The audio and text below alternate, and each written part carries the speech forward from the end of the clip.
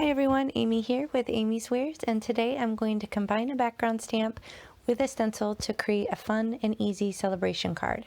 So I have this fabulous background stamp from Hero Arts, and I have my Spot Collection mini ink pads from Catherine Pooler.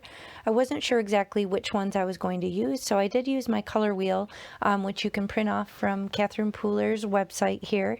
It's a handy way to kind of reference all your colors. But here is a photo of the finished card that I'm going to make for you today. It came together rather quickly, and I'm really pleased with how it turned out. So I'm going to show you how I made it. To start, I had to figure out what products I was going to use. This is one of two huge 3-ring binders. This is my storage system. You guys probably know I work with a lot of stencils. These are all stencils from A Colorful Life Designs, if you can believe it. It is a small woman-owned business in Texas, and she has hundreds, if not thousands, of some of the most unique and innovative stencils to choose from. So be sure to check out the shop and use my coupon code if you do shop, and you'll save on your complete order. But here I know I want to use one of my Marvelous masks. This is a whole line of stencils that she has, and I end up deciding to go with the Marvelous masks deckled rectangle. So you can see it comes in 8 pieces. You get the inner and outer portions. These are 6 by 6 in size, but you'll have the outer and inner portions of 4 different sizes, and these are really cool because they have a cool deckled edge on the rectangle. So I'm deciding which one I want to use to kind of mask off and leave a nice crisp white border around my design. And I did spray it with some pixie spray just for convenience to kind of hold it down, but this is not necessary. You can absolutely do this with some low-tack tape or magnets if you have a Wendy Vecchi station tool or something like that. So I'm just getting it lined up directly on a card base, and then I'm using my brayer to really press that down into the cardstock to hold it into place. So to start, I'm just going to do some very light ink blending. I'm actually just using residual ink on my blending brushes because I really want to showcase that fabulous deckled edge around the outside of the stencil. So coming in with this teal color, and then I'm using some residual ink on my yellow, and then I think either my pink or my red family blending brush just to kind of put that right in the center. And then I do come in with my dark blue to just almost kind of create a vignette around the 4 corners. So this is going to kind of showcase the stencil and set that in motion before I come in with my background stamp. So I'm just loading the whole shebang into my original size MISTI, and then I'm going to take the 6 by 6 rubber background stamp from Hero Arts and load that up as well. You do want to take out the foam sheet because this is a thicker stamp.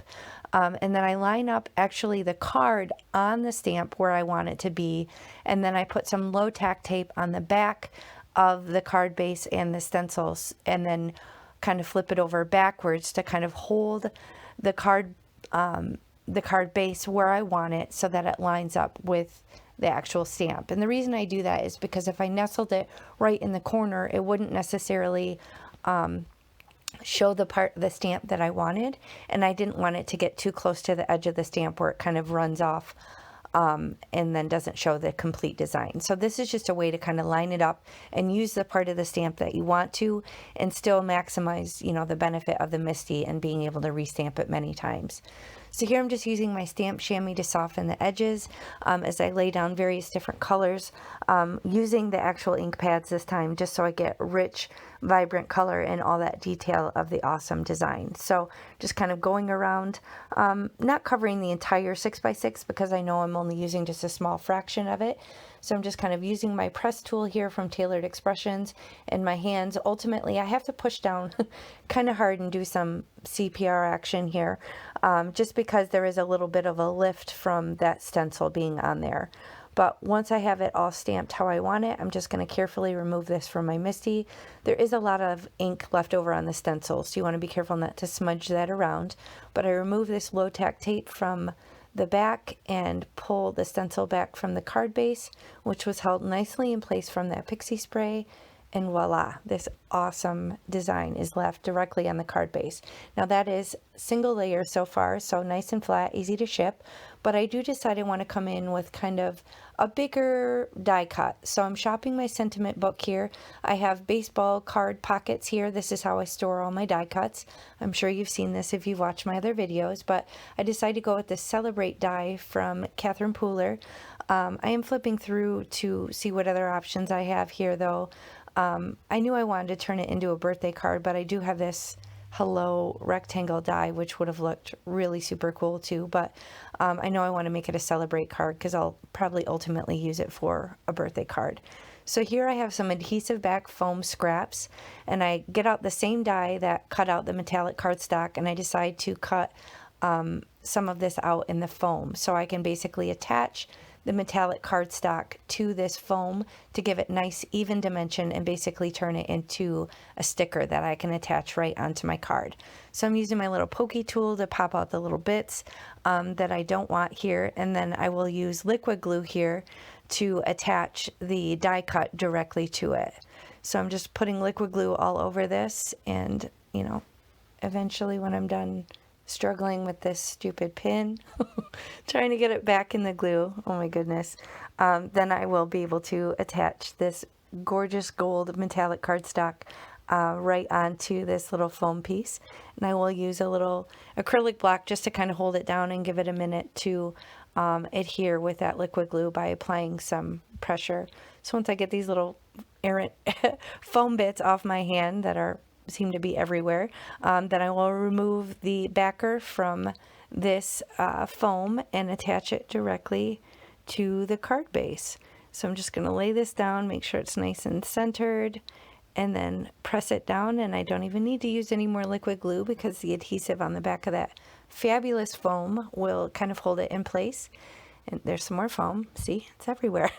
And then here I have these gorgeous metallic watercolors here. I decided I want to add some splatter action. So I have this water brush pen.